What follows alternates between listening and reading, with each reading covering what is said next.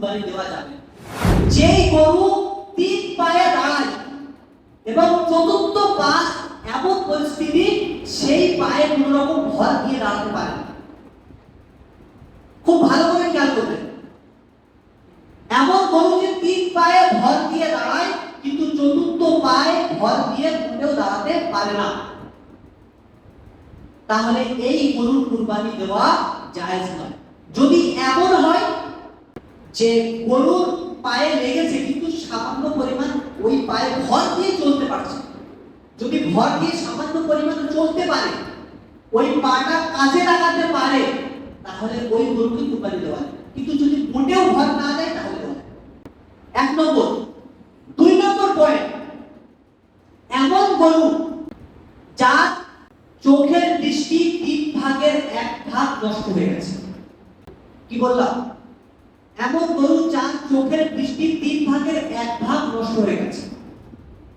মনে করুন সেই গরুটা ঝাপসা দেখে,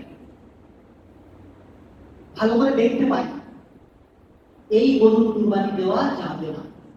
দুটো হলো। 3 নম্বর, এমন গরু যার এমন রোগ হয়েছে সেই রোগের কারণে সে খাওয়া দাওয়া করতে পারে। খুব ভালো করে মনে রাখবেন, সে কি খাওয়া দাওয়া করতে পারে না, যে খাওয়া দাওয়া করতে পারে না এমন গরুকে কুরবানি দেওয়া জায়েজ নয়। 4 নম্বর, গরু বা পশু এমন অসুস্থ হয়ে পড়েছে যার কারণে হাড়ের ভিতরে যে মগজ টাইপের থাকে, হাড়ের ভিতরে একটা মগজ টাইপের থাকে না,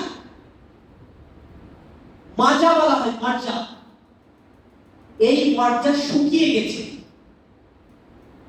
অথবা জন্ম নেয় না, এমন গরু কুরবানি দেওয়া যাবে। তাহলে এই 4টি বিষয় অবশ্যই আমরা খেয়াল রাখব। তাহলে কুরবানি গরু কেমন হবে বললাম, সর্বপ্রথম তো একদম হৃষ্টপুষ্ট হবে, দেখতে সুন্দর হবে, চোখে লাগার মতো হবে, তার ভিতরে কোনো খুঁত থাকবে না, এটা ফলো করা। 3 নম্বর, এই 2 নম্বর কথা, এই 4টি গুণের ভিতরে কোনো গুণ যাতে তার ভিতরে না